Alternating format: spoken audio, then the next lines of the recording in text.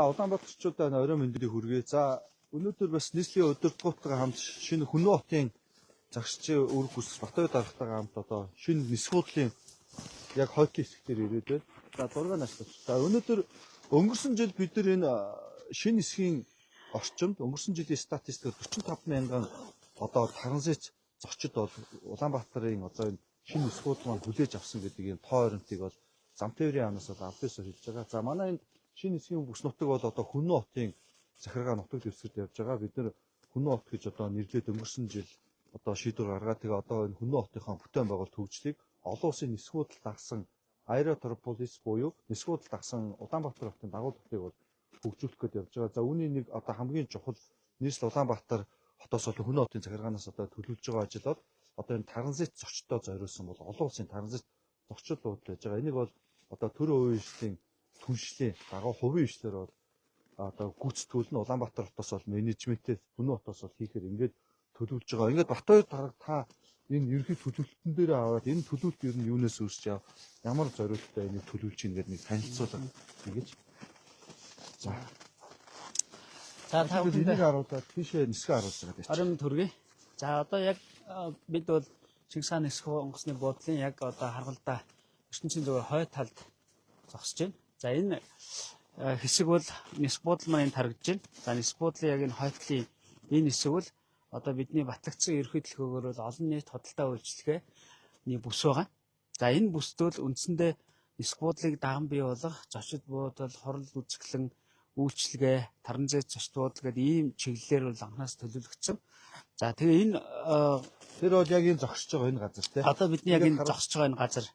За ингээд за яг энэ ч ингээд энэ бүс нутаг ийшээ ингээд зүүн тал руугаа ингээд харагдаж байна. Яг энэ шонгийн алтлаас ийшээ ингээд байхаар яг энэ нисхийн одоо энэ хойтлын шинэ нисхийн яг хойтлын харалтаа энэ хэсэг байж байгаа. Тэгээ энэ хэсгээр ингэж олон улсын зочдууд үйлчлэгээ байснараа олон улсын таранзит зочдууд дээр ирсэн зочид маань ийшээ ингээд шууд зочдууд үйлчлэгээр үзүүлэх ийм боломжтой. Ингээд бид нэр цаашаа нагаа шинэ энэ нисхуудл тагсан хотыгоо хийнэ гэж байгаа тийм. За ингээд харуулаад.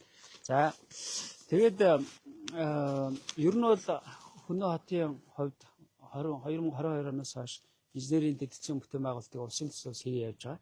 Тэгэхээр одоо ингээд энэ 26 оны хувьд бол бид нар захлагааны хувьд бол шийдэгдсэн байгаа.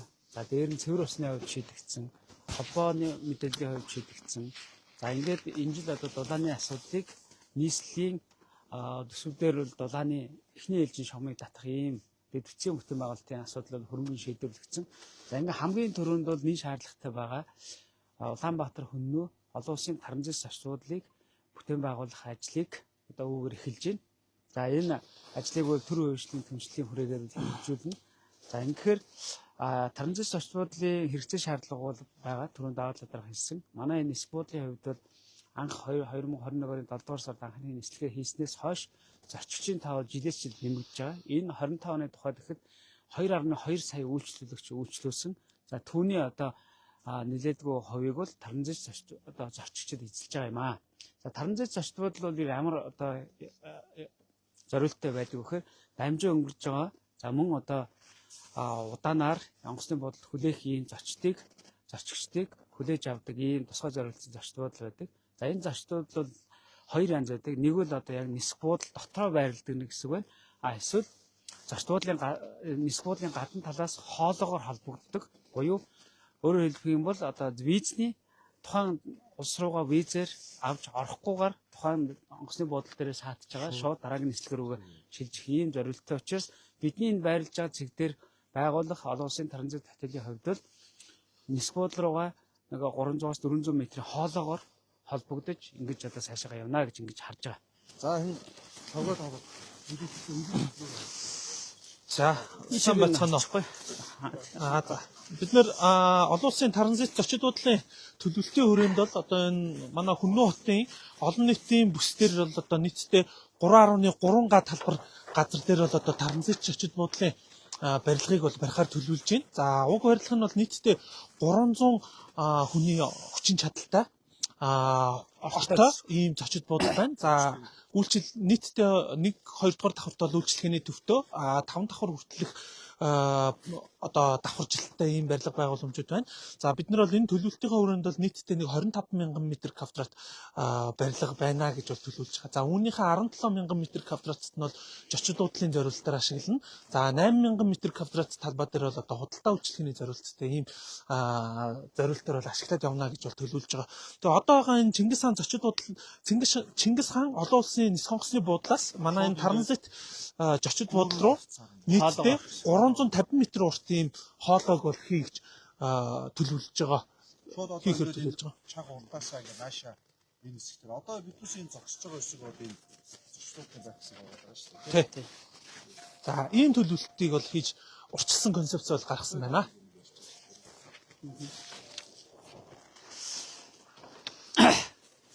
За ер нь бол олон улсын нис буудлыг төшөглөөд одоо байгуулж байгаа хот байгаа манай Хүннээ хот яг.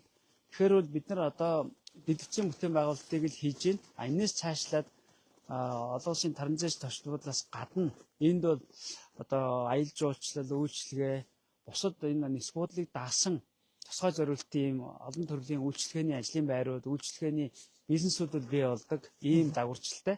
За бидний энэ зогсож байгаагаас одоо баруухан талд бол мөн одоо хөшгөө хөндийн эдийн засгийн чөлөөт төс байрлаж байгаа.